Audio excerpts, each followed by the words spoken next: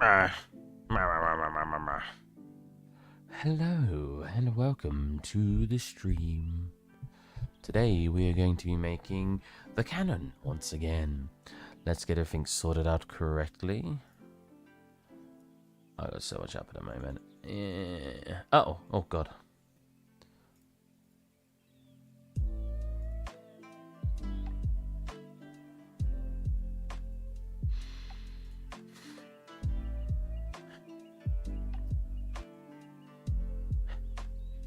Oh, I had a hot chocolate. I was like, I can smell chocolate.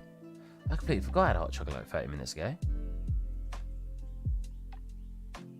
You can't tell me you guys don't like a good hot chocolate. Ooh.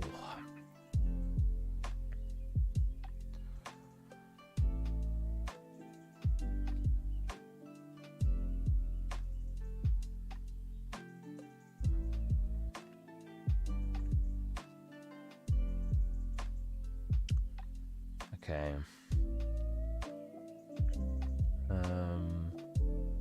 What are we doing? Going to here. Going to here. Muting myself so I don't hear myself talking. Here.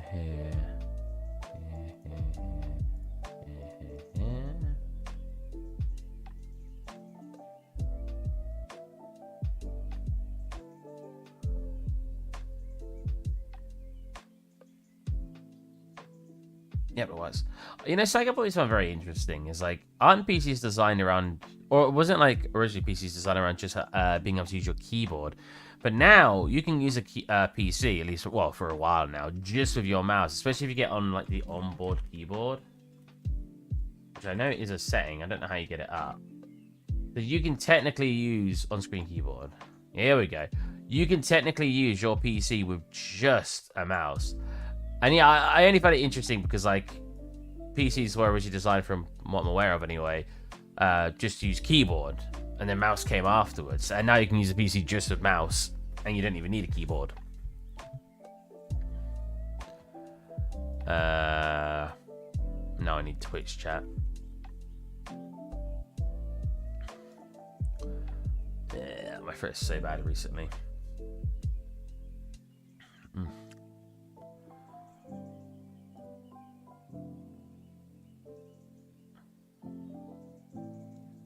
Alright. What? I clicked the community tab and what? Go back to chat. What? Why? Oh, that's a really weird place to have it. Okay. Pop out. That should be working.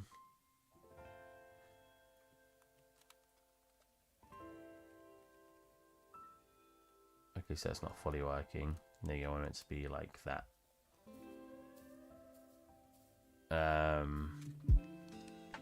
Let's get it like, still not seeing that part of the chat. Sweet. I'm gonna pull you over. Actually, I don't remember how long it gets pulled over for. Oh, what's that other icon? You see that?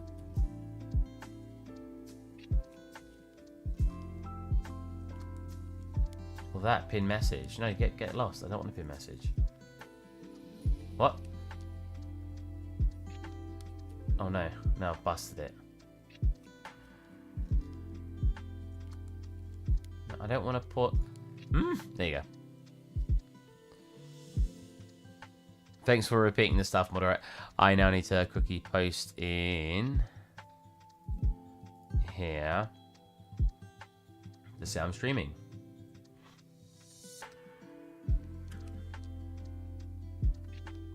Oh wait, I need the Twitch. Oh, I didn't put it Twitch last time. Whoops. I just wrote Twitch.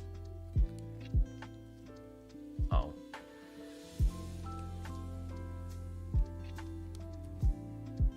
My throat is so bad right now. I'm actually going to take a picture to make sure my epiglottis isn't too high. So I'm going to just quickly... I should have done this off stream, but now that I'm speaking and I can really feel my throat, it feels really bad. So let me quickly just turn off my camera. There you go.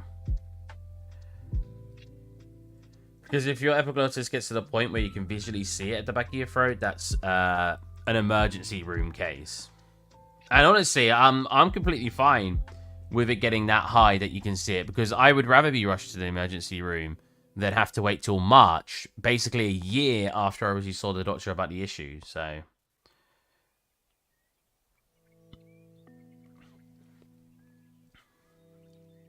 it's sad to think that I would prefer to have to be rushed to the emergency room to get this issue resolved than have to wait the normal recommended amount of time, because they're just taking a long time.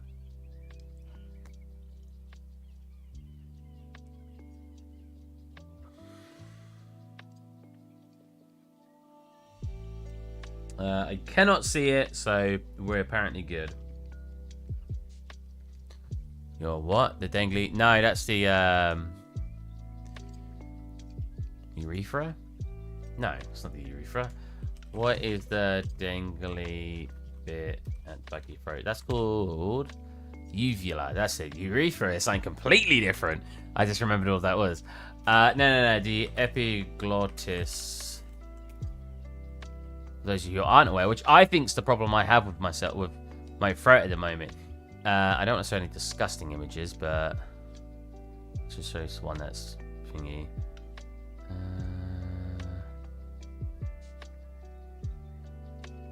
Problem is, you type in epiglottis and all of it comes up the surgery and stuff. I'm like, no, the epiglottis is a part in your throat. It doesn't have to be followed by surgery. So it's really weird that that's like the first thing it talks about. So the epiglottis is, where's the mouth? Here, there's your tongue.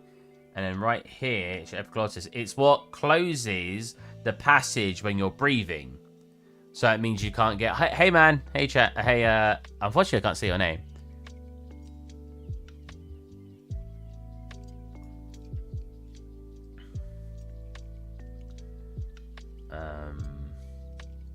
But yeah, but it can get swollen and come too far up, and then it can prevent you from swallowing and stuff like that. Oh, hey, Nick. So yeah, that's, I think, my problem right now, or at least, because your epiglottis gets swollen and you get a rising epiglottis, as it's called, due to infection. So I think I've got some form of infection that's causing my epiglottis to be risen, which is then causing my swallowing problems that I'm having. And right now, I can feel something at the back of my throat, but there's nothing there. And it's just a very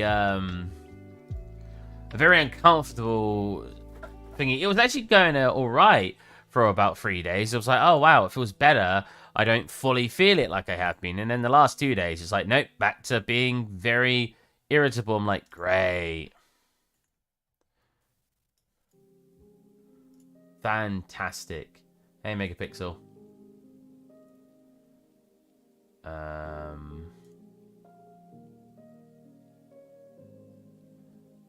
Yeah, I hope you don't have that and the back of your throat. I mean, unless that's what you're into. Yes, I do not want that in the back of my throat. Last week I saw it. I work a full-time job. So yeah, unfortunately I'm pretty busy. I only work on this like 2 days out of the week, usually Friday and Sunday, but I couldn't do yesterday because not only did I have my full day worth of work, I then had to dog sit, I had a late dinner, I didn't sit back down at my PC till about 9:30, and I go to bed at about 11:30, so if I streamed instantly, I would have had 9:30 to like 11. Which I only streamed for an hour and a half anyway, but yeah, it was a bit... Well, when I didn't have a job, I used to stream all the time. So no, don't tell my boss to fire me just so I can stream more. Get the images up again. So as I've said before, we're not making a perfect replica of this. I wanted to, but I couldn't get F-Spy to work. For those of you who don't know what F-Spy is, and I'll actually show you, because it's a very cool piece of software. It doesn't install to your PC. It's like an executional in the folder you get. F-Spy. F-Spy. F-Spy. Have I got it uninstalled again? I clear out my downloads quite often. Oh, it's on my desktop. So I tend to delete it by accident constantly. So, yeah, for those of you who don't know what F-Spy is, you can do something like this. Now, this is a drawing, so it won't always work with something like this. But you can line up your endpoints where you know it's going to be relatively straight. So, like here to here should mostly match up. You get a little bit, but that's fine. Like here to here, something like that. And then... the best place for this is either here to here, but we probably want it to work more at the back because of the perspective change. So we'll probably go here to here. And then you can save this image out, or save it into your, save it out to a FSpy document. Because if there's a cube, right, I could bring in. Where is it? No. Relative 3D guide. Box. Yeah, so if I grab the box now, you can see it match up with different areas to see that the alignment's correct. And then if you now bring this into Blender, which I can't get it working in the new Blender, so I'm going to load up old Blender, which is 2.9. I'm using 3 point something at the moment. If we go File, Import, FSpy, Desktop, Canon. Now, so I can raise it up a little bit if I want to make it actually kind of go on the grid. Now when I go to make something, I can drag it, put it in its position, and then average it out. Especially when you're just in a block out stage. And then try to average out its like positioning. So like that. Then you can duplicate that across. That aligns pretty well there. Gets a little bit thingy back there. So it's a problem though, because it looks like it gets shorter and stuff. Which it probably is actually just shorter after saying that. This actually has quite a lot of room where this could just be higher. But yeah, you can start just aligning it. And the best case for using it probably is if you want to replicate something in ArcViz, or just like bedroom. That is not, I missed those keys completely. Bedroom. Let's get ones that have a very clear vanishing point. There you go, that looks fine. So get FSpy back up, drag this image in. Okay, can I get file new? No, there you go. Drag this image in. Oh, is it WP? Does it not work? Oh, for God's sake. It's not even a WP, it's a what? An AVIF. A what? Okay, let's just do another room then. I want one with a clear vanishing point. I want, well, not objects in the way, should I clarify, of where the perspective looks like you would match it up. No one? No. This one? This might work. There you go. Drag. Are you good, FSpy? What's happening? What was that? Oh. Wow, FSpy's having a lot of trouble. Come on. Fail to image. Okay, that's... Oh, you're fine, though. Okay. Yeah. And then, yeah, you get your align points here. So we see that the ceiling goes straight over here. We also see that this line here is pretty straight. We have trouble here because I could do this if we make the assumption that carpet's aligned with the rest of the room. Which, looking here, it might be, but that's definitely a big risk. And then here, again, we could make the assumption that this aligns up, but it's a big risk. Presumably, it doesn't have a weird slant to it. And then you can take that, and if you grab this, like, see it change to come down. As long as you get it pretty well aligned, you can then take that out. Save it as test. Go back into the original into old Blender. Import FSpy. Desktop. Test. And then you can start lining it up in here. So I'm like, oh, I want to do this bedside cabinet. Pull that back because we know it's back. And when you start putting it forward, it should automatically align for you, as you can see. So the more you spend trying to get it perfected, the better it will come into Blender.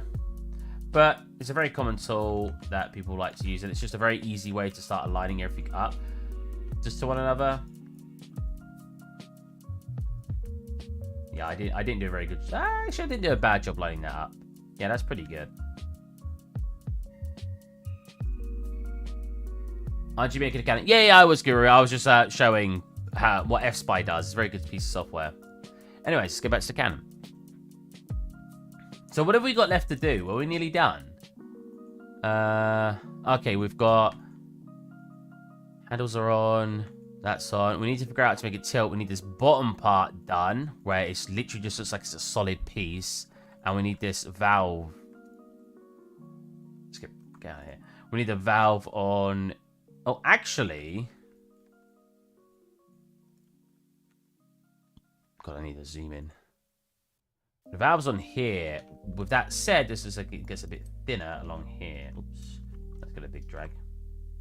I like how Guru D came in like, naughty, naughty, Steve. Make the cannon that you promised us. My bad.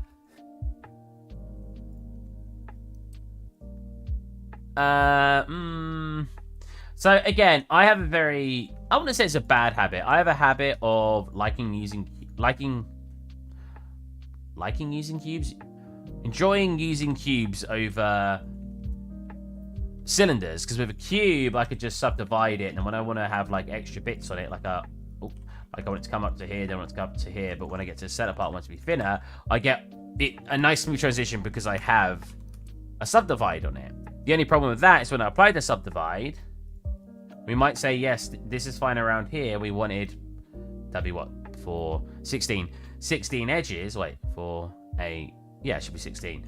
But now we've got maybe too many along here. So it can cause issues when, if it can cause issues with neglecting poly count. So it's not exactly something I'd recommend for everyone to do.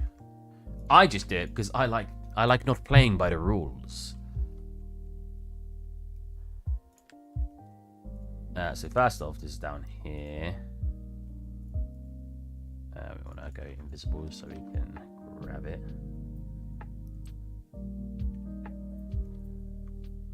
Needs to be a bit thinner.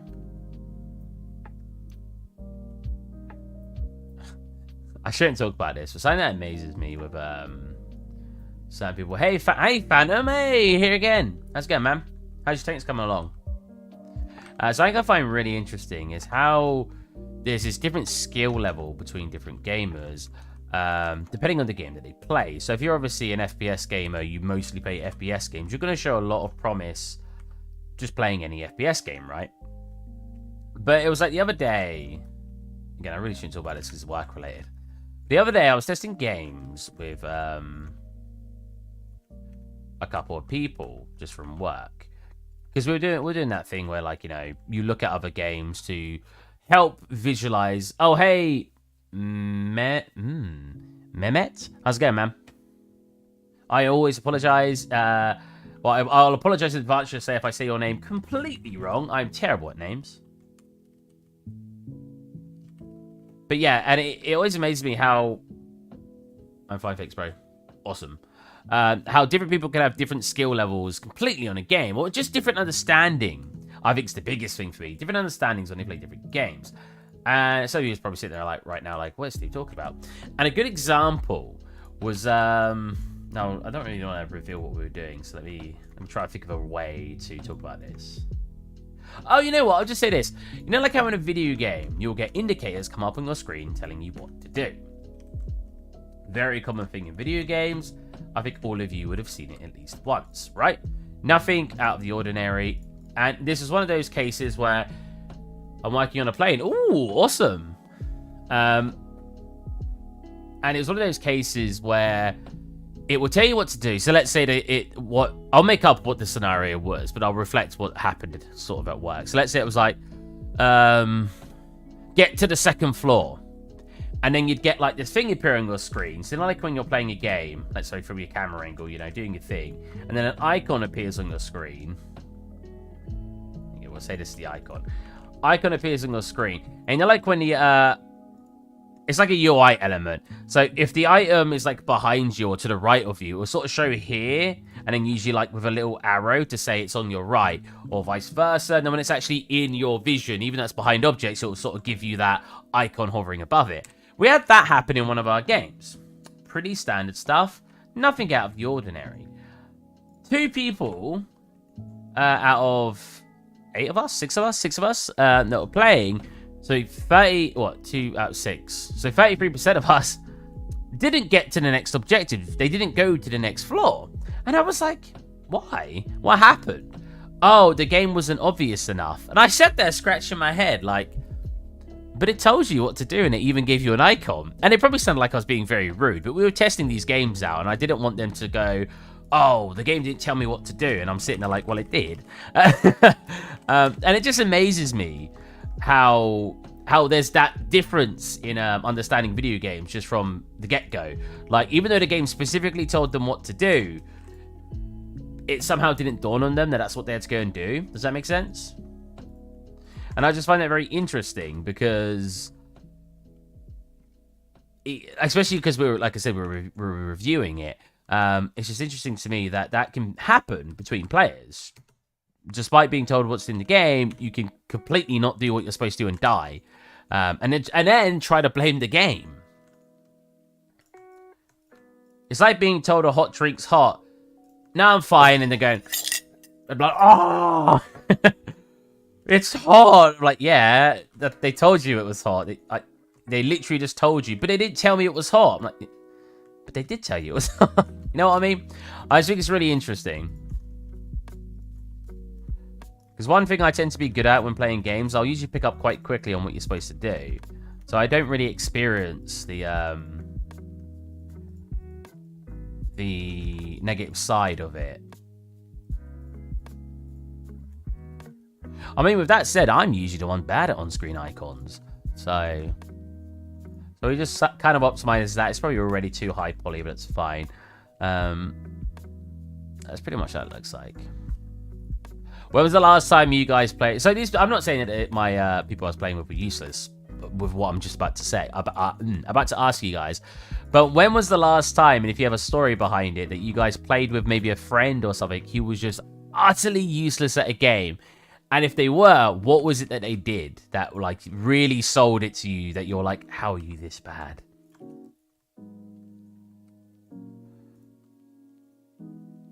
Do something like that, because I want it to have it so when the other bit sits on top, it kind of looks like it's sitting in that gap. With that said, this definitely needs to be thinner here, right? Yeah, 100%. Let me grab you.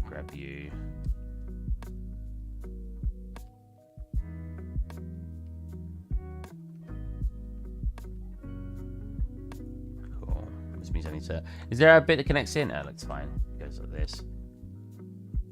Grab this, pull this up, pull you in.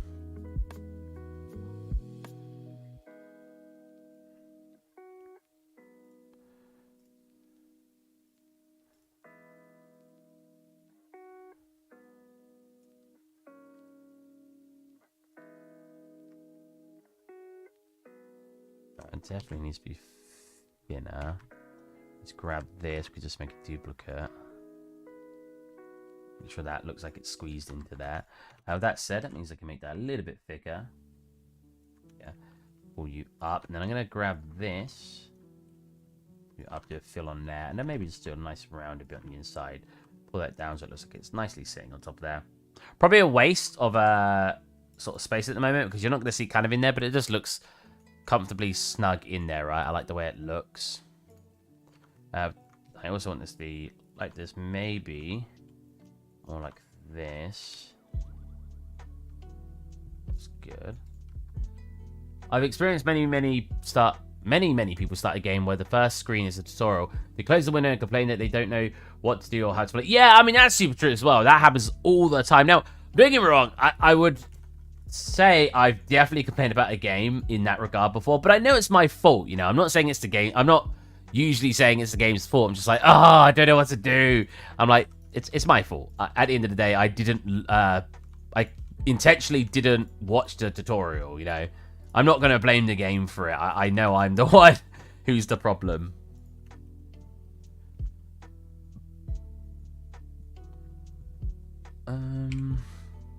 Just grab it by you.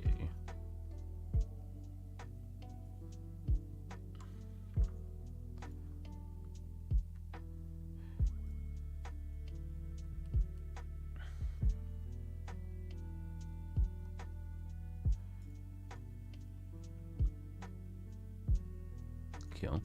I guess that's supposed to be that going through there, but that's fine. That's good enough. I'm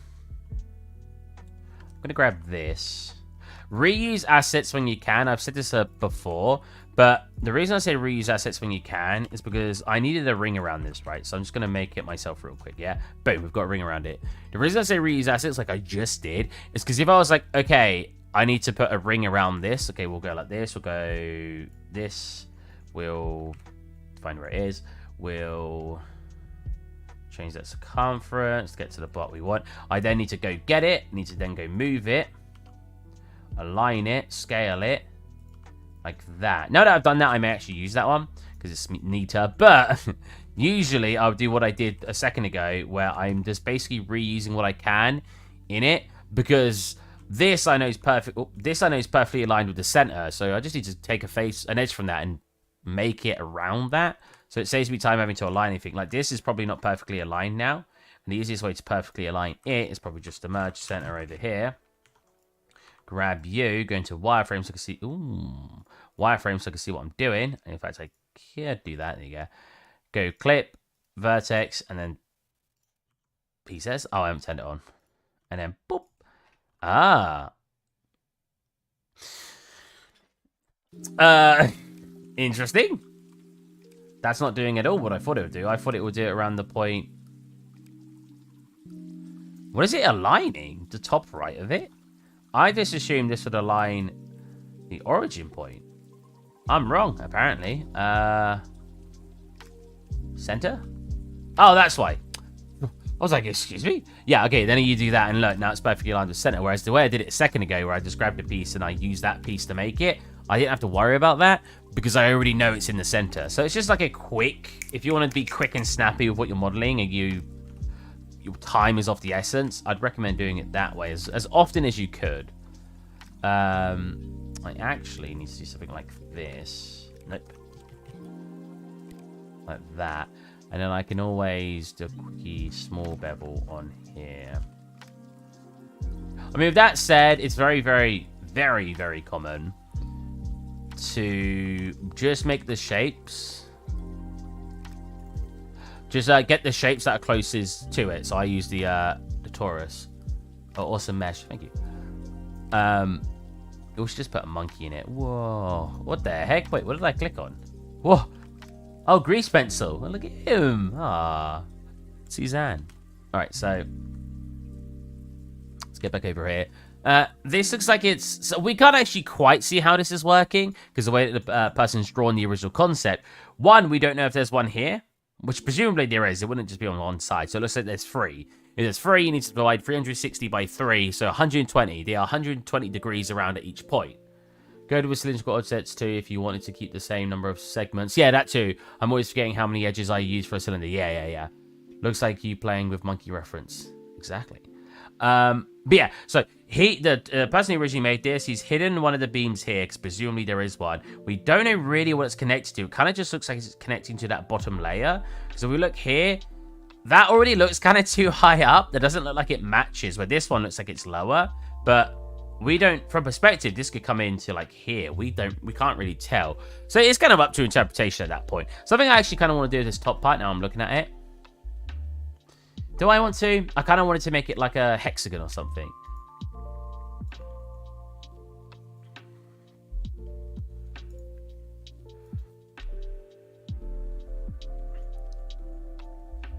So this is how low. So first of all, I'm definitely making it too thick. It needs to be way thinner. It's down to about here. Because if it comes to here, it's about there. We can make it... It almost touches this, but like only a little bit off. So I can actually go to about here with it, right? And again, I can make it... I think we need to make it a little bit tighter. A little bit thinner. Something like that. It doesn't have to be that much tight. That much tight. It doesn't mean that tighter. It looks like they're coming down. What are you making this cannon for? Just for fun. Why? Am I not allowed to do it just for fun, Guru? Shaking my head. Again, you can do it when you duplicate from the point. Do I want to do that? The way I'm looking at it, so a very, very easy way to do something around a center point, right, is first we'll align it up like I did a second ago. So let's go back into wireframe. That one. And that, and put it inside center. So now we know that this cube is perfectly at the center, yeah? So a couple of things we need to do here to make it work. No, I'm just... I was only joking, man. I'm really asking if it's for some game or just for fun. As I said, yeah, it's just for fun. It's just for fun.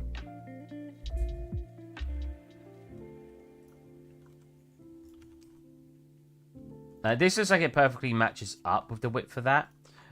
So now what we're doing, actually, before I sort of did it naturally, I'm going to go into edit mode and make sure that center point stays there. The reason for this is now I can rotate around that center point, right? Which is going to make it really easy when I've done my first shape iteration.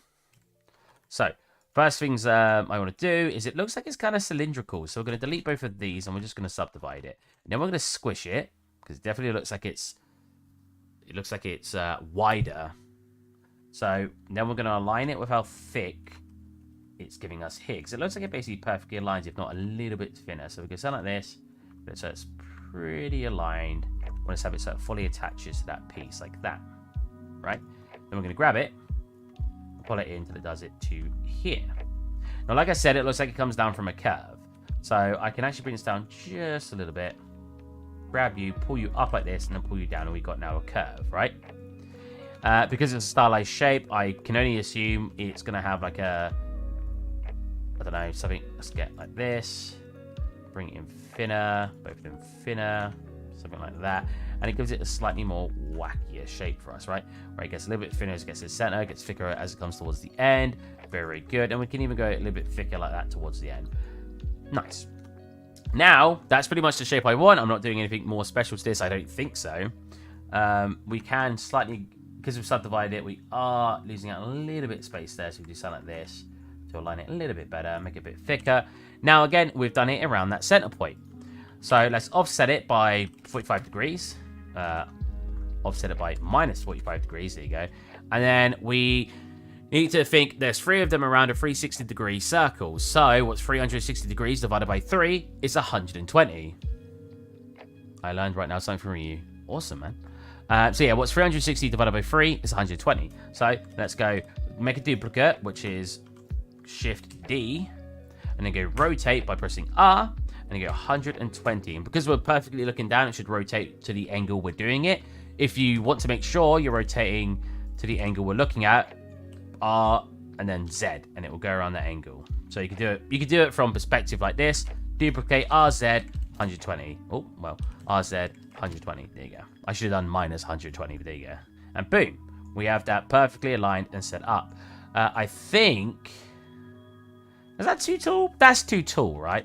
So we're gonna slightly bring this down till we like the way it looks. Now, it is quite thin, and something that we're actually not thinking about is this needs to be tilted up. So I could, if I really wanted to, select all this, or select all of this, grab it from like here and here, do a soft select, make sure that soft select selecting it all.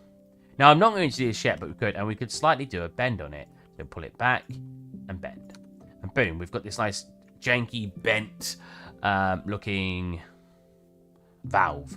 I'm not going to do that because the whole thing needs to be tilted at some point, so it's hard to determine how much it would need to be bent, if any, after it's being tilted. So we're going to leave that for now. I still think, I think this needs to be thinned out a bit more. Grab this and pull this down a little bit. Then I'm going to grab you, pull you down like that. I don't think this also needs to be not only slimmer here, then also brought down like that. And we're going to grab you guys. I'm going to pull you down. I think that looks closer. Again, we're just doing it from eyeballing it, so it doesn't have to be perfect. I mean, from the angle it's looking at, it's very hard to replicate anyway. So that looks pretty good. I think one thing I then want to do is select the whole of it and slightly scale the whole thing up. And still, I think this needs to be thinner. I had it really long, but the more I look at it, the more I'm like, it's not that long. Something like that. Can you make some 3D characters so I can learn making better characters? I would love to, but I'm not a character artist. I have made a character. Lower half? It was called Lower Half, right? I'll show you the character I made. I have so much stuff I have on my PC that I have a very hard time keeping track of everything. Lower half. Is it not called lower half? I'll show what it looks like, and then I'll try to find it. So I've actually made 2 characters. This is one of them, and he's not finished because I got lazy. This is one of them. There you go. What's the document called? Oh, nice. I can look at it here. Oh, it's called Marty's character. I was making it for a friend. His name is Marty. V9. Where was it located? Desktop, all files, Blender, all files. All files, Blender, Marty 9. Here we go.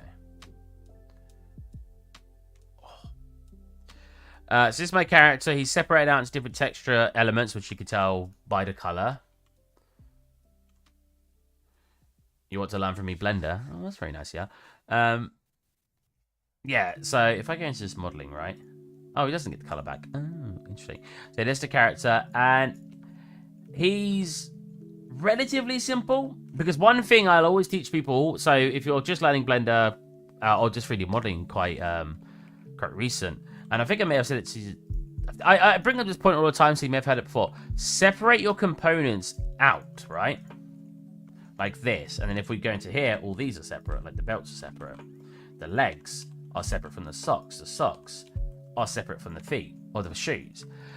If you start separating everything out as a separate element, it becomes a million times easier to model it. Now, in reality, clothes are separate to a person anyway. This is separate to me. But on top of that, you want your clothes, so you don't necessarily always need a physical mesh underneath someone's clothing. As you can see me right now, I don't know how much you can see of me actually. Okay. As you can see me right now, right, from this point onwards all the way up to here could not exist. I might not even have a body, and my shirt just makes it look like I have a body, right?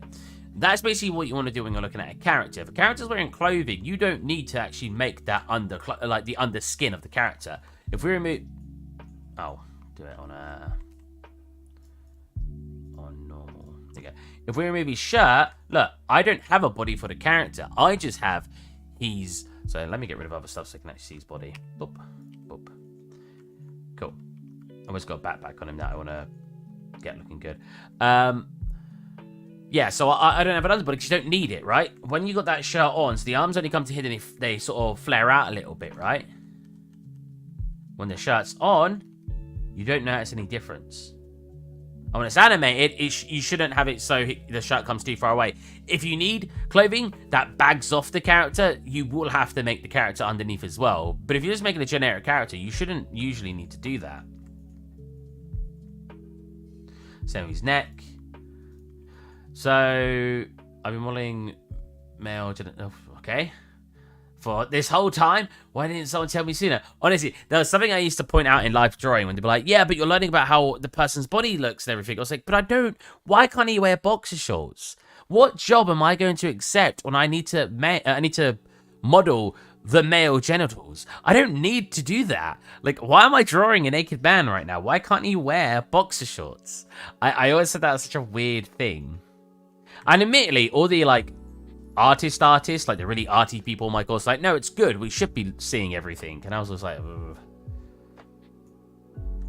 Get lost of reference, mega. I'm actually going to... Do I want to drag this onto my desktop? I might drag this onto my desktop because I want to rework on it. I mean, now that I've opened it once, it'd be in my history. Like, file... oh, no. Not revert. Jesus. File... Open recent... Oh? Is it because this, if I open up a new Blender, file, open recent, oh, there you go. So I can actually work on him, because I want to finish him for my friend, because my friend said it animate him for me, and I was like, brilliant. It's these concepts. I get everything from uni apart from those drawings. Pretty much. My drawings got thrown away. My parents were like, what? I mean, they sucked, right? My drawings sucked. Someone at the age of 10 could have done the drawings I did of the man we were drawing. And my parents were like, you're throwing those away? I was like, yeah, why do I want this? This doesn't mean anything to me. I wonder if you drew the same person. I'm not going to say his name because I feel like I shouldn't on stream, but probably. I will say he was overweight enough that you couldn't determine anything from him. You couldn't get any anatomy down because you couldn't see the anatomy, right? Like if I stood in front of people, I'm fat enough. I'm not super fat. I've actually lost a little bit of weight, but I'm still fat. You can't see muscles around my body. You can't see abs. You can't see whatever the side muscles are called. You can't see all of that because there's fat covering it. So what are you going to learn from me? Oh, all we can learn from looking at Steve is where the fat goes in a person's body and how it, how the fat is held up. Like, you're not going to learn a lot. And that's something I really didn't like about my character live drawing, is the guy was just too fat. I couldn't learn anatomy from him. And it sounds really mean of me, but for someone trying to learn, I think it was important I had someone slim enough that we would have learned anatomy from. Make it a tiny bit thicker, I think. Can you, after you make canon, to make some 3D character for a platformer game? I could try. I could finish off the character I was making, the one I just showed you, because he can work for a platformer. I mean, if you're actually witty enough, I was I like how I get distracted on my streams. That's the point, though. Drawing imperfections and different body types, fat is a type of anatomy. Yes, but I didn't have the original anatomy not to work from, or to work from. I didn't know what he looked like underneath that anatomy, or like what he has. Guys, picking me up a lot. So it wasn't helpful. I get what you're trying to say, but it wasn't helpful only knowing how to draw that one body type. Because now if I get a job as a character artist, okay, now I'll make a muscular man. Well, I don't know how to do that, because I've not seen a muscular man naked. I've only seen a fat man. If you want me to make an orc, I could probably have a good time, or a troll, or an ogre. Sure, maybe not a troll. Trolls are usually massive, like tanky, right? So an ogre or even a goblin. But I'm not be able to make someone who looks muscular because I don't know what they look like. I think the best way, in my opinion, is to draw someone who, they don't have to be muscular, but they have to be enough where you can see where the muscles would be on them, right? That's all. That's it. But I didn't have that. I didn't have the basis to work from. So as much as, yeah, having someone who's fat for a second or third life drawing model is fine, but not for your only life drawing model. Did they have a piercing? They did, yes. We probably did have the same person. So I can learn from you if that's possible. Yeah, I mean, I don't mind doing characters again. I'll show you the game I was working on. Well, working on. It's not actually, it's a game I made in university. Well, am I 28 now? Finished university at 22. 7 years ago. But I was revamping it, like making it look better. Which one is it now? Yep, yeah. We probably did have the same person, America Cool Man. He was a nice enough bloke. I remember once saying, oh, it's weird seeing him with clothes on. And I looked at my mates after saying that. I was like, I really wish there wasn't someone in my life that I could say that about. That wasn't my partner. Like, it's really weird seeing this person without clothes on. Oh, God. Wait, without clothes on? With clothes on, sorry. It was weird seeing him with clothes on. I don't know how long this will take to load, so we'll just leave it there to load. And I'll show you what I was making the other week. Oh, actually. Here you go. So there's actually a playable character in this. There you go. So it's not anything special.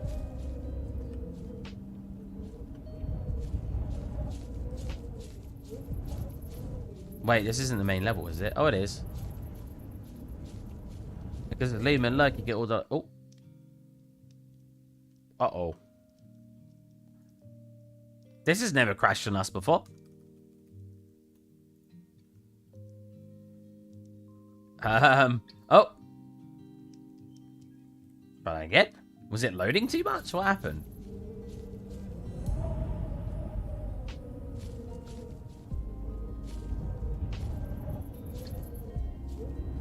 Wow, that wind is like that direction. You can hear it.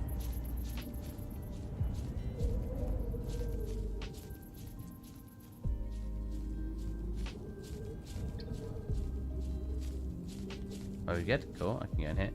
Yeah, we were just like putting together a little scene with some of the assets I've made in the past. Because this scene, I wish I had the original. Can you show me how to make the ramp, make speed ramp of Blender In Unreal, sorry. A speed ramp, as in programming it, or... Because I'm not a programmer. I won't be able to show you that, unfortunately. Oh, I can go over here? Hell yeah, let's go. Woo! Oh. Oh, the trees don't have collision. Woo! What is that?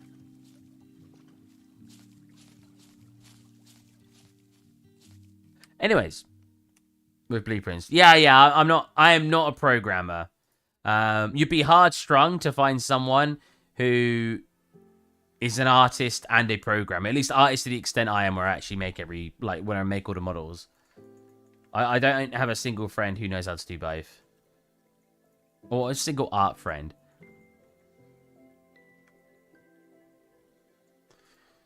I would just do what you would probably need to do, is just go on Google, go on YouTube and just have a look, see how people do it. So I'm going to combine those together, and we're going to start optimizing the mesh now. What have I got left to do? I've got this thick bit I got to put in here, but we'll figure out how to do that in a minute. I'm going to start optimizing it. So if we come into here, that's very high poly. Oh, whoops. I subdivided the ground.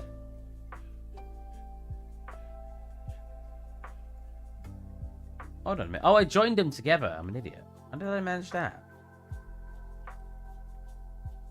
Yeah. Subdivide. We'll subdivide once. There you go. That's probably okay. I could probably just leave it at that. That's probably fine. Yep. That's quite high poly, but I did just sort of spawn it in like that. It's probably fine. If we isolate it, 624 tries. Oh my goodness. I mean, I could reduce it. If I did that. I mean, equally, I could do this. For those who don't know, actually, you can do this. Control Shift plus. Then we'll go around in a circle. Then if you just go select, and then select loop, and then edge loop, it'll select all the edge loops there, then boom. That should be fine, because we're only seeing it from a distance. How many is that now? 312. Not awful. It's cylindrical things, man. You look at anything cylindrical, and you'll be very surprised at how many polys it will be. I don't know what happened here, but that is now offset. So let's pull, where's the center point? Let's pull that to the middle. There you go. Oh. So is that. There you go.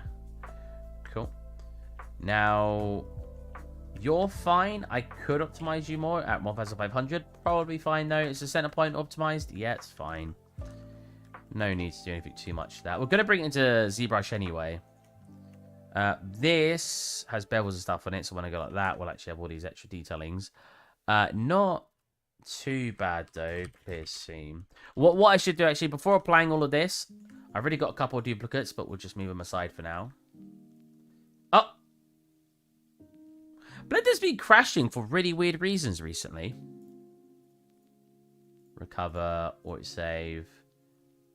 Literally, is it quit? Yeah? Yeah, sweet. Okay. Is it going to do it again? Move you over here. No, you're good. Yeah, Blender's been really iffy with me recently. Only on stream. It doesn't... I've not had a crash yet. Not on streams. Pull you back. Always try to make backups, even if it is just in your Blender document. I mean, even if you save the file as save, canon, backup, whatever. Because when I click apply, there's no going back, right? I go apply and boom. There's no going back. If we go clear seam, that's fine. Okay. Let's click apply to this then, and we'll start doing some optimization here. So when I say optimization, all I really need to do for these kind of guys is just like come into the places that I clearly don't need edge loops and start clearing out where the edge loops are. Now there's probably actually tools that do this for you. I'm not sure. So you finished a cannon. I've never made a cannon before. Well, I have. I did, like, someone asked me a while ago. Gotta go get up another scene now. Someone asked me a while ago to make a, he challenged me to speed model a cannon. He's gonna be like, I never challenged you. You brought it up. Which technically is true. I'm the one that... I challenged myself Oh, well, that loaded fast. Jesus. This cannon over here. See, I've made a cannon before. But he's obviously a lot simpler than the cannon I'm making now. I've got like the dark soot, I guess, whatever, gunpowder, because I've got like this looking like it's been burnt but put out. Was it me? I think it was you, moderator. Hey, Mohammed, how's it going, man? See, I have made a cannon before, but this is nothing. The one we're making now is much more detailed, a lot more going on. A lot more going on. We're gonna actually pull this out here, give it a little bit more shape. We get to this corner and we're gonna go probably that. Can I get rid of that? Yeah, like that. We want it to get a bit bulbous, so we want to keep some of this. Problem with stylized is a lot of time you don't want things being straight, because that sort of bulbous nature where it sort of gets bigger and smaller, it gets bent in certain areas, it moves in weird directions. It really hands itself to stylized. But unfortunately, when you move over... Oh, not unfortunately. When you go over to realistic, you'll notice it's fine keeping certain things completely flat, because the normals give you all the detail. But stylized, it's... Weirdly enough, sometimes you'll end up with a high detailed mesh because you need all of that, like, thingy, all of that extra detailing. And a good example, let's just, like, look at, like, a fence, right? Let's go over here. So, if you're making a realistic fence... You could probably get away with doing something as simple as coming up like this, doing like a bit like this, and then maybe you can have it like slightly rotate, you know, slightly not be aligned, maybe have some of them a bit taller, like just a tiny bit taller, and that's staying in different places, maybe this one a little bit lower, and you know, just having it kind of change if you're making a realistic one, right? And you could probably get away with doing that. You do like your like, oh, whoa. Oh yeah, I tilted it, didn't I? Whoops.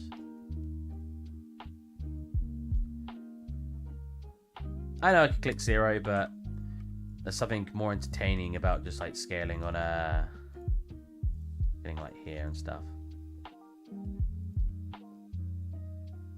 Go like something like this.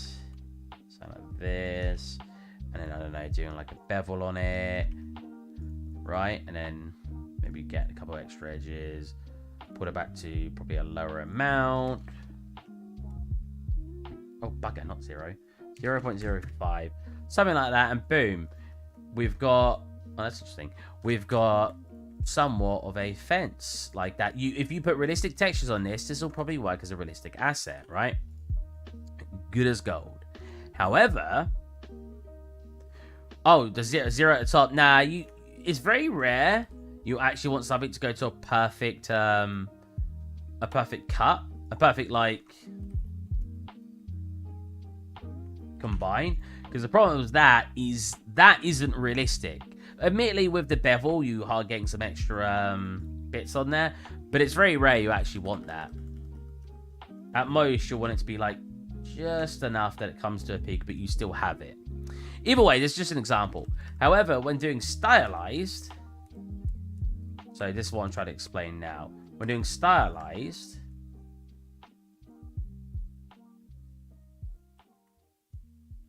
capitals, you'll probably want it to be a bit more wacky, because that's just what stylized does. So this might not even come to a perfect center point. It might go very, very slightly over to one side. You may have more tilt in. You may have a bit in the middle that keeps it coming in like this. And it goes like that, right? Or the other way around, just getting it thicker, like that. Get one on here too. Well, actually, that doesn't look at that. But you know what I mean? Like when you're doing stylized, you're having to think about all these extra bits that are going to make it look a bit more wacky, a bit more different. And then maybe this part gets thinner. And it ends up getting more detailed, at least on the mesh, than it does if you were to do something realistic. Here, you'd put probably one in here, maybe thicker like that. Here, you could probably go thinner like that. Get a slight slant nature. Have it like offset onto one side. Have you offset to one side. Have, I don't know, one missing in the middle. We've already got something that Yeah, it doesn't look completely stylized, obviously, but we've got something that looks a lot more different, a lot more unique, and it works. It would work a lot more for a stylized looking environment. You could even have like parts coming up a lot more. Like the difference in shaping would be much more drastic amongst each other. Even have like this part coming in like that. And don't get me wrong, you can do all these extra bits for realistic, but a lot of the time it's more that you don't need to. You know what I'm trying to get at? Like, you don't necessarily need to do these all extra detail-y bits because when it comes to like a realistic, you could just get away with it being perfectly aligned and stuff. Anyways, getting rid of that. So yeah, talking about like here, like we're getting it having to come into a squeeze in the middle because it looks interesting. Does that make sense to you guys? I didn't just explain that and you guys are sitting there like, what the heck is Steve going on about? I don't do that at all in my art. I will clarify, that is not at all me saying realistic is easier. Because it's not. I have trouble with realistic. Probably the best realistic asset I made was my tank. Some people may disagree on that. I'm not sure. For those of you who have seen my tank, you'll be able to tell me if you think it's my most realistic asset. Some may say my M4A1. But I think the problem with me is sometimes realistic assets take a lot of like manual loving care. Like I have to sit there for like 10 hours making one asset. What is your best 3D model? Ooh. Now that was up for a personal opinion. I think it's probably my tank. Because I'm an environment artist, so I don't spend a lot of time making one asset. I really liked my little guy as well. I think he's a really cool asset. But everyone's sitting there like, no, Guru just gave Steve a reason to look at his art station. But if we look at like everything I've made, I think my backpack was really cool. Thanks, Wolf.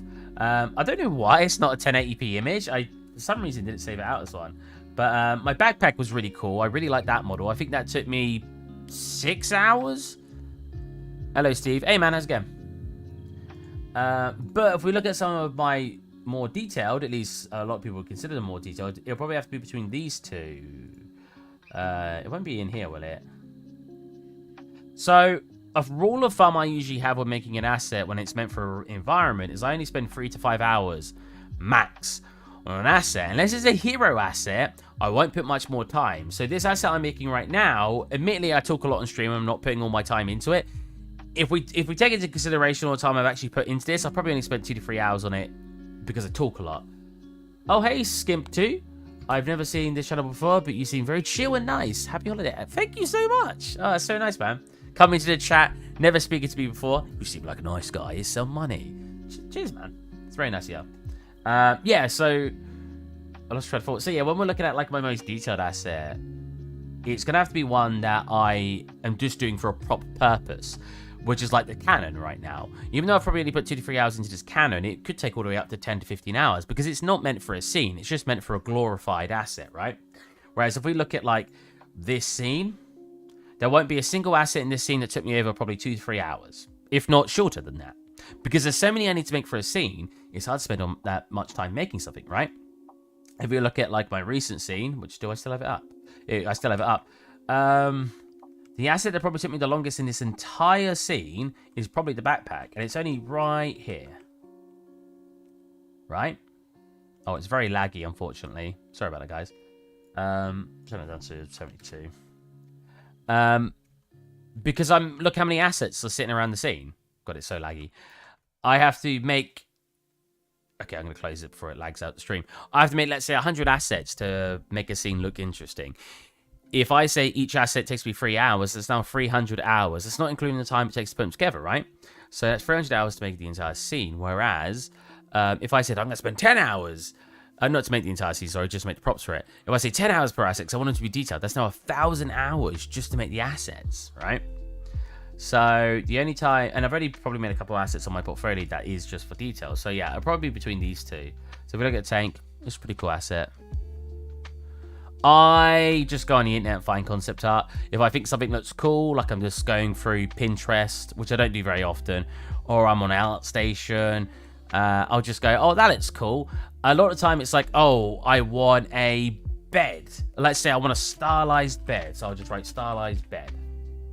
And there's a lot of actual 3D models. I try my best to use a concept rather than a 3D model because I don't want to copy someone else's actual 3D model.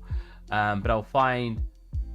I mean, that looks really good. I'll find like that. Even though that's a 3D model, I will then try to make it better on my own. And I'll make it. So I just type it in most of the time. Are you a 3D artist, Skimp? Are you just like a normal dude who's like, oh man, this guy's making 3D art. Let's go check him out.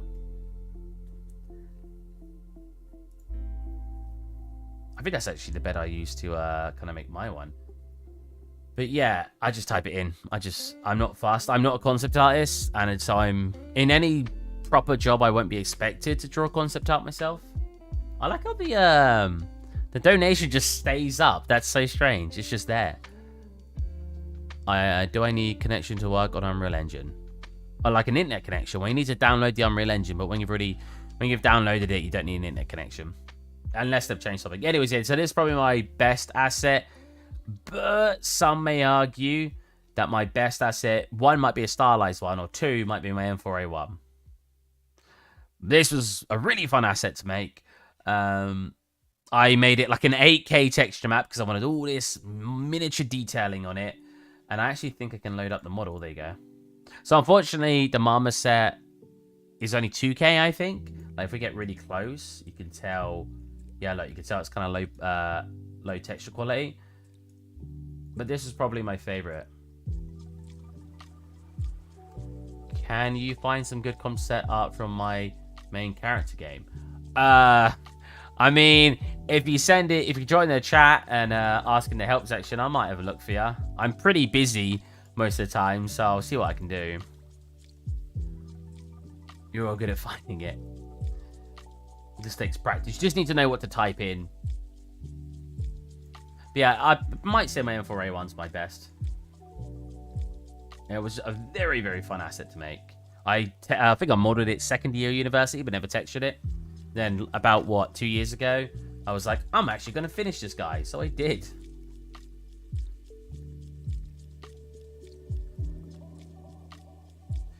I probably could do every other.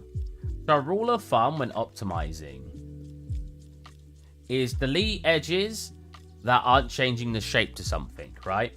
So if we actually get like an example, if we had like something like this, and let's say we had a couple more in here like that, right? If I delete this, we have to think to ourselves, how much does that actually change the shape? We'll see, look, it does change that silhouette a little bit. Not too much. If I'm looking to fully optimize this, I could say, yeah, that's worth it, right? And we could do something like this. But you can see there's a sharpness there. Now, if you look at this one I added over here, this one is literally not changing the shape at all. Right? So I could delete that for free and save poly count. And that's basically when you're optimizing something, that's all you're looking at. You're looking at reducing edge loops where it doesn't matter if you get rid of them. So as I'm coming in here, I'm looking and I'm saying I needed the edge loops here because I need a smooth transition. So I can't get rid of that. That could be flat or relatively flat, which means I can get rid of like any edge loop in here. I can get rid of it because we want it to be pretty much flat. Then I can come into here and I can say, can we get rid of these? I don't think we can. We might be able to get rid of this one right here. Yeah. And that's about it. Now we'll get to the front. Now again, flat face. So I can get rid of basically all of these. Come into here. This is all a flat surface it gets in. So get rid of that. Here we've got these extra edge loops here. I probably don't need these two inner ones and this outer one here. So get rid of those. And that's basically how you optimize by hand. Especially on cylindrical stuff as you go. So if we look at this, we could probably say, let's get rid of every other. That's also a good way to do it. Just every other edge loop. Like so, have a look and say, yeah, that probably looks fine. Or I can say, no, I want it to be more detailed. I actually do want it to be more detailed. I know it's probably not worth it. And if we actually look at it, it is 288 faces. Quite a lot. I'm fine as long as we can stay under 10k. I'd like to try to stay under 10k for this asset because I want to show you guys a in-game asset. Now we could probably go as high as 50k if it's supposed to be like a someone sitting there who's really into optimization. It's like 50k. You could probably go 50k if it's a asset that's important to the scene. Like, oh, get to the cannon and shoot your character out of it. If it's something you're actually going to be looking at and stuff, it's fine having it at quite a high poly count. Right now, it's busted because this is not 1 billion faces, I can assure you. I don't know why it keeps doing that. It is only 22,000 at the moment. And that's taking into consideration all these edge loops that we technically don't need. Hero asset. Yeah, that's it. Hero asset.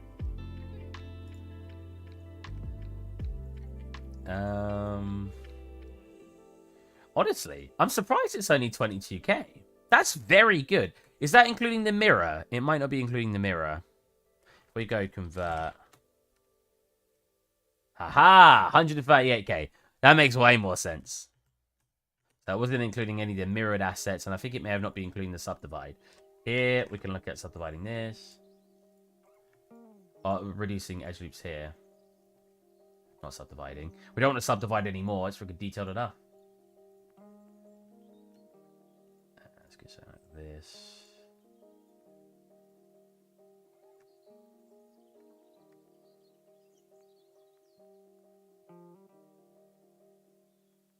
Something else when it comes to stylized stuff is don't worry if things aren't symmetrical. It will usually add to the charm of the asset. Like, that's not me making that up to make you feel better. If you can't keep something... Oh, and there. If you can't keep something completely symmetrical, you'll probably look at it later and go, actually, that's fine. And the reason it's usually fine... I should keep one of these in here. Keep that one. Oh, actually... No, I'll get rid of it. And then what I want to do is do this. Do this. Yeah, you'll usually figure out that it's fine because when you look at something stylized or something cartoony, it won't usually be perfectly aligned. It will usually be a bit more unique than you're thinking it is. So don't usually worry. Like, be a bit more chill when it comes to that. Obviously, if you're making something that's supposed to be symmetrical... What direction am I going here? X. It's supposed to be symmetrical, then you'll probably need to get it symmetrical. But if that's not the intent, then you're fine.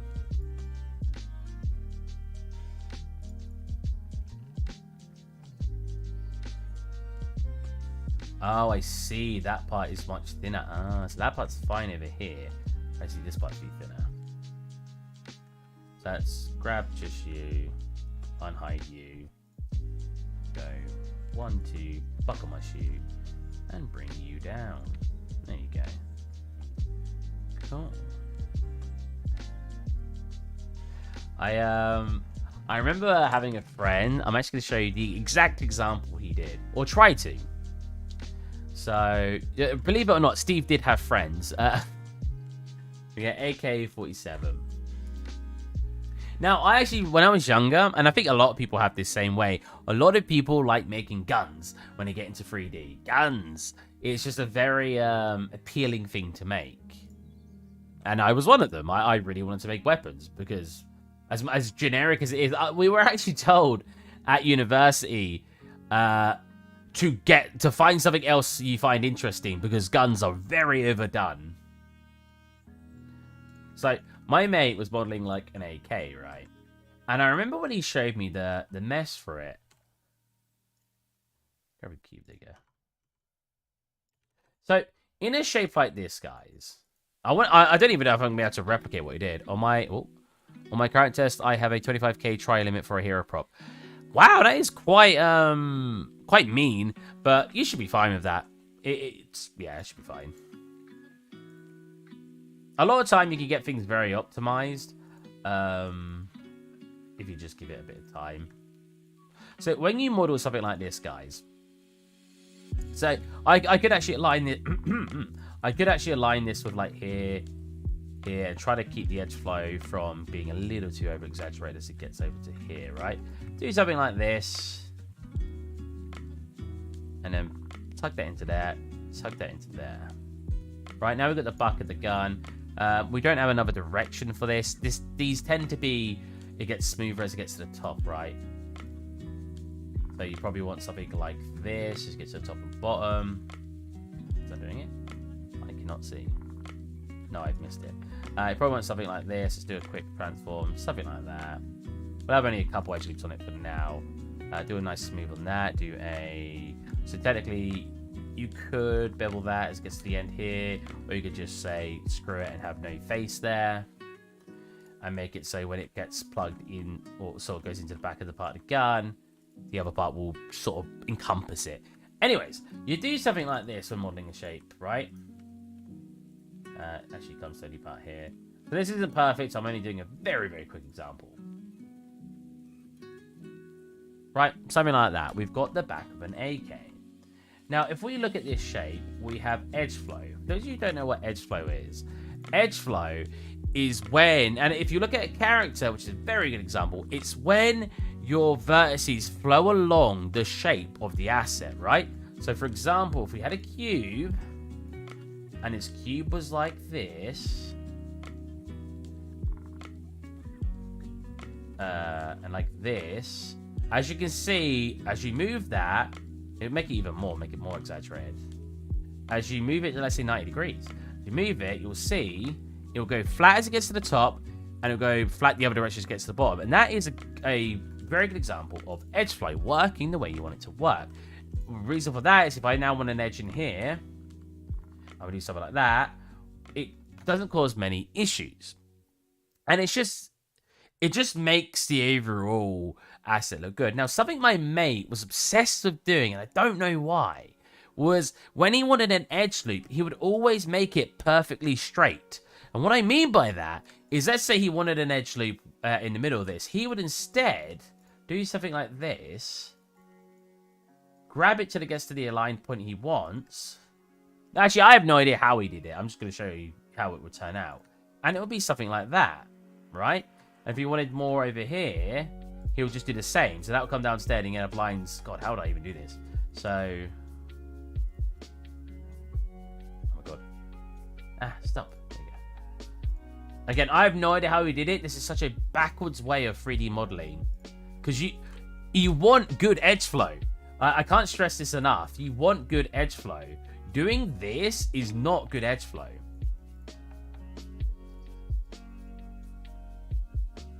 Ooh. Oh, can you... S, are you good? Can you go flat? Thank you. And then, yeah, I guess I'll have to fix this part here. This part here. And then again, I guess you'd have to make it aligned. And then he'd want more edge loops in there. I don't really know how you do it. I guess you could do this and get it to stop. Instead of just having that normal edge flow. And he had an AK, and I actually don't think I'm going to be able to replicate it the more I look at it. So this is decent edge flow, right? That is a bit janky. I could probably have that a little bit more like this. A bit more neatened up. But instead, he'd have perfectly straight lines. He'd have it like this. I might constantly rotate my camera. He'd have it like this. He'd have it perfectly straight. Because to him, having the lines look like a grid was how he was supposed to have it. And it was just so bizarre. Because these assets would just turn out looking like what I'm making now. So look, if he wanted one here, he'd flatten it and get that to come up and be flat across. It didn't make any sense. It was one of the weirdest ways I've seen someone model anything. Edge flow is very important. Especially if you want to make changes in the future. He's messaging me, Jesus.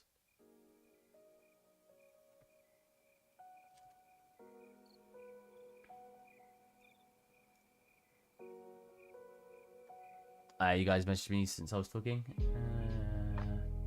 Grid aligned loops. Is that what they're... Yeah. Is that actually a specific name for them? Grid aligned loops. Snapping to grid is more addictive than drugs. Yeah, but they weren't aligned to the grid. He wouldn't have them perfectly aligned to the grid. It just makes sure they're straight in both axes. It was bizarre. I wish I could show you an example. In fact, maybe I will be able to. Hold on a minute.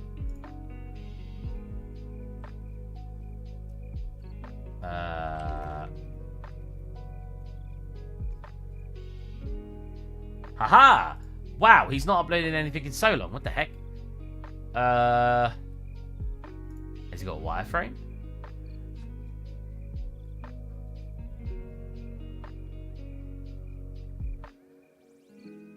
I'm not saying he was a bad artist, because he was good. Like, can I show you anything that he's made that looks really good? Oh, I say that. When did he make this? 6 years ago.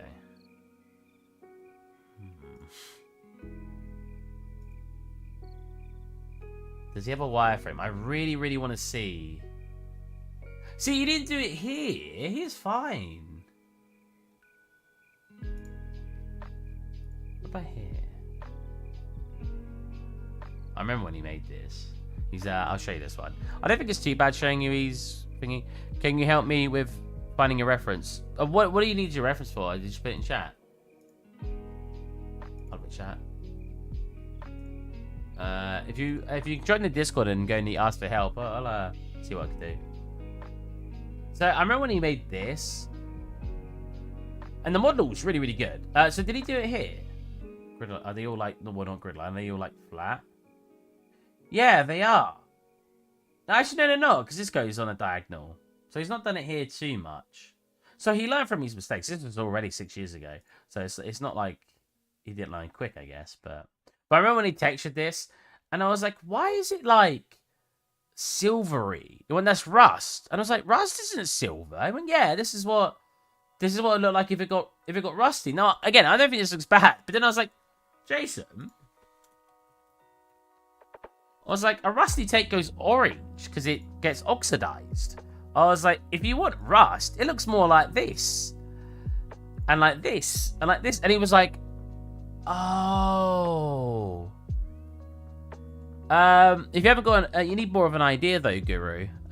If your only idea is you want a cartoonish character, you've not really got a starting point. Do you want it to be an animal-like character? Do you want it to be a bunny? Do you want it to be a robotic character?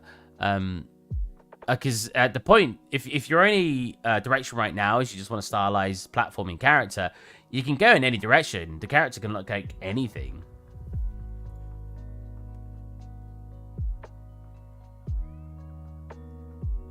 Do I want to reduce it on here? I think I'll leave it for the time being. That's all okay here. I will always remember as well the one friend who was trying to say to a programmer, yeah, it's better to model in tries. Now, I've brought this point up. I don't have an idea. I'm thinking, okay, that's fine.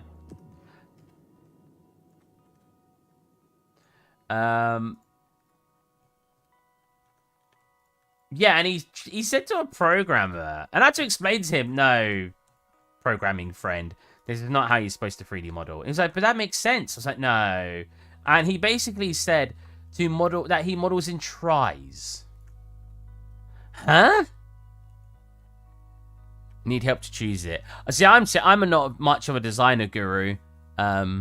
Just saying hi, peace, working. Oh, okay, man. Get back to work. Oh my god.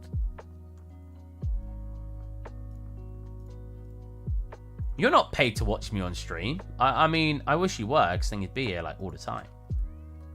Yeah, and he said about modeling in tries. Now, I can't even... The search on Pinterest for stylized characters when you can get a better idea. Yeah. That's true as well, what Moderate said. You won't be able to just steal from someone's concept. What I'm doing now is for educational purposes. I'm not selling this product when I finish. I can ask the concept artist after I complete it, oh, I made your asset into a 3D model. Can I sell my 3D model? And he gives me permission, I can sell it. But I won't be able to sell this asset or do anything with it without his permission. But I'm just doing it for entertainment purposes and educational purposes. Why have I got it like that? Oh, I see. So I could probably get rid of all of these like so. Yeah. But you can't even see those, right? I could probably just delete these. Nice. That's looking good.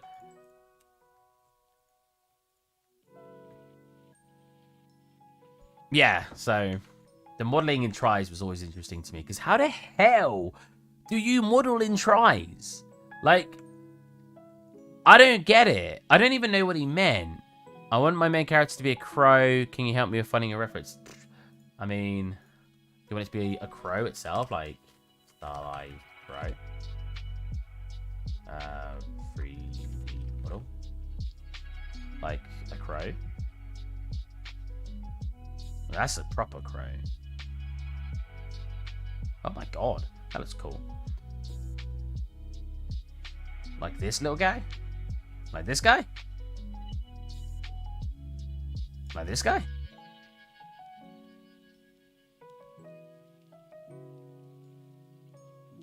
Oh my god, look at this guy. Looks like Twitter. Oh my god, look at this fat bro. What the heck?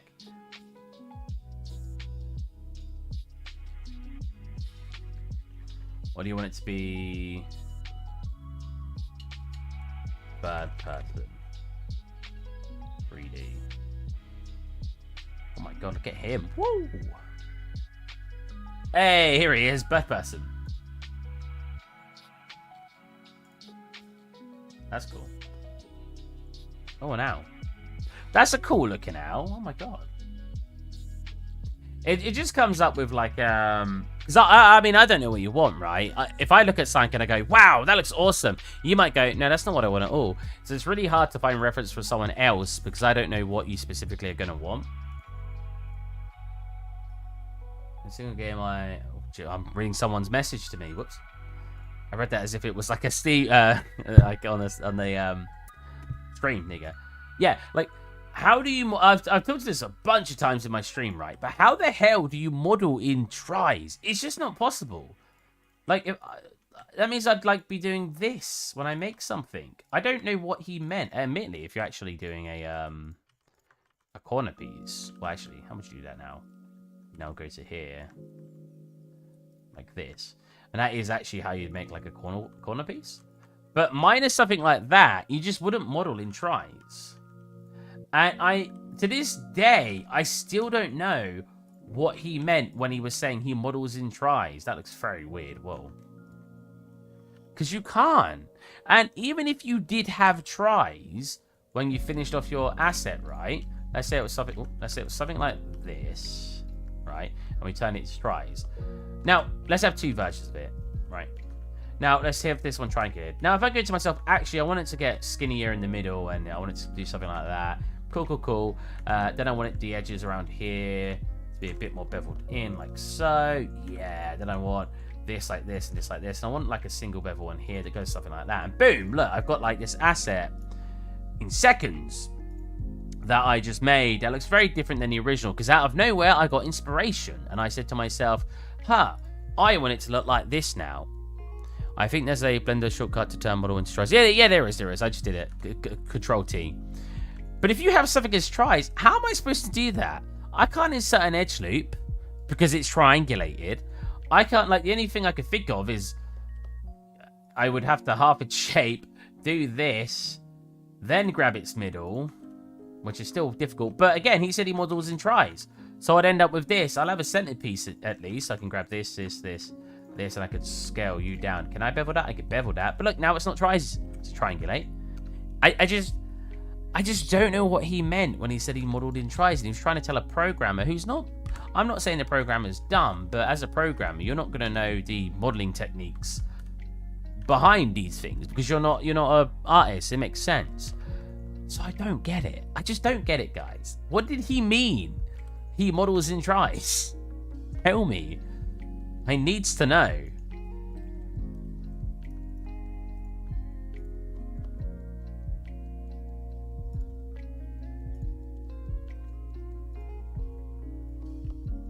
So this one actually looks a bit flatter, a bit wider. But it does sort of look like this shape. Admittedly, it's going to have to be bent as well. Get that aligned, get that like this. Don't need to be too much in the middle, that's fine. Get it not too wide, actually. And then, how does that align? Let's see. Right, it's bent like that. So if we rotate it to align with that mostly. Then we grab it by the chinny chin chin. By his chinny chin chin. We'll then get a nice soft select to help pull that in like so. Then we'll grab the top of him. And we'll do a similar thing up here. Pull this in, do a nice rotation on it. We'll grab this part here and we'll pull... we'll grab it by... Oh, I should stop saying like this, keep getting pins and needles. I guess he tries it out. Oh, God, I didn't see that. You're just not on his level. Clearly. I'm clearly not on his level. Modeling in tries is a little tricky and he's takes some... Modeling in tries his little tricky and his take some time. And will take some time. Yeah, it would do. And this doesn't make any sense. Converting to tries, because that's what the programmer said. He was like, but it makes sense to model in tries, right? Because when you're finished, and when it goes into the engine, it's tries. So why wouldn't you model in tries? So his take made sense. Yes, he's a programmer and he wouldn't understand. Sounds really mean of me, but you know what I mean. Like, he doesn't do it himself, so he doesn't know. But, yeah, like, I know what, this is more like a triangle. So this skull looks different than the one on the front of it. So this looks more like this. But yeah, it was just like really hard to... Because what you were saying technically made sense. Oh, but it ends up in engine as tries. So why wouldn't you make it tries? So it's very hard to try to convince him because another artist was now saying, no, I'm modeling tries. Tries are definitely the best way to do it. He's got one eye lower. And this eye much wider from here.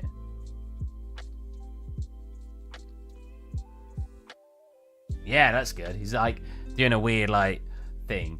Top of his head is definitely much more sort of collapsed in. Maybe that's not the right term, but yeah, it comes down. Actually, it does it more from the edge, so it probably goes more like here to here. Oh, here to here to here. Yes, much more like that. Yeah. Much shorter head. It comes more to a... Is it more to a point, more to a round? Kind of hard to say. These parts of these cheekbones... His cheekbones come out and are much higher. They're like this. This? No, that doesn't look right at all.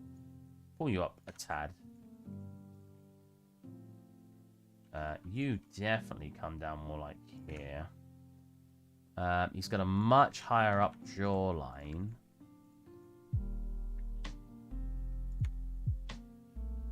Yeah, something like this. And he actually has a bit cut in here, which I could manually do. I could do something like this. Oh, it's kind of hard because it's smooth, so it doesn't really work. I guess you could do something. Not really. Games triangulate to optimize the thing. I'll show you why games do it. I know exactly why games do it. I've explained it before. Gosh, no, I'm joking. So the reason games have to triangulate... That looks pretty good. His back of his head is a little bit too high, I think. I'm not sure. I'll do this as my last thing. I'll show you why games triangulate. You're like, no. No, and it's a very important lesson because, oh, that looks way better. That's exactly what it looks like. I just need to fix the bottom part now. A bit wider and everything else, I think.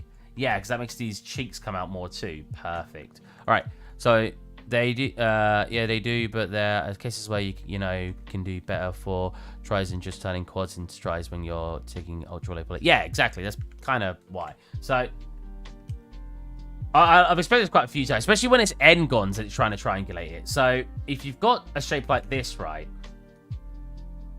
I bet that's what the rock still looks like. Or the rock skull still looks like. Oh, wait, not still. Sorry. I know what you're trying to say. I just said it completely wrong. I bet that's what the rock skull looks like. There you go. Poor rock. Yeah, so you can even see in Blender, it thinks it needs to make the try here. If I was triangulate this... Oh, it doesn't. Wow, that's interesting. So that's a good point. Blender, from a visual perspective, it clearly thinks, at least in object mode, the try is supposed to be here. So it's supposed to go from here to here, right? And boom. We have what that try is supposed to be. However, the engine doesn't always know that. And it might do exactly what it just did and put it across the wrong way. See that? So now the try is going from this end and you get a shape that does this instead, right? Whereas we don't want that. We want it from here to here. And that's basically... So yes, optimization purposes, but from a modding perspective, this is the main reason you will triangulate areas, because you don't want it when it's in the engine, when it triangulates it itself, to put those triangles in the wrong place. Because if I want this engine to look like this, or look like this, and it turns it into a tries from here, it's now a completely different look. Yeah, try is the only way to accurately describe any flat surface without questions, which is the biggie. But yeah, moderate's right. That's the reason it's so important. Hiccuping. Is because tries can represent the flat surface much better than a quad, because the problem with a quad is what I'm showing you here, where you can pull different places out, and it now has to guess where that line needs to go, because in theory, this shape doesn't make sense as a quad. You're going to be more specific with models, I guess. Yeah, pretty much. You're going to be more specific. Alright, so we optimized a decent amount, and there was a lot of me talking in there. That wasn't very helpful for the model, but we'll continue this on Sunday, so tomorrow. I honestly want to have a relaxing evening because I've been very busy this week. So I will catch you guys on Sunday, so tomorrow. I usually try to do the stream a bit earlier on a Sunday. Well, when did I start today? 8. Wait, I've only been going for an hour. Or did I start 7? I started 7, right?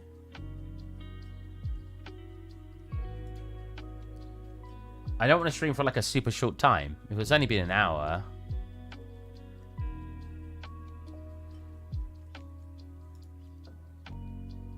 Wait. 90 minutes. That's fine. That's long enough. I hope you guys enjoyed. Started 2 minutes ago. Nice. I will catch you guys tomorrow. Bye. And thank you so much for Skimp2 for donating. That is always appreciated. And I'm glad, even for that short time, you seem to enjoy the stream and you complimented me. Yeah, I guess tomorrow.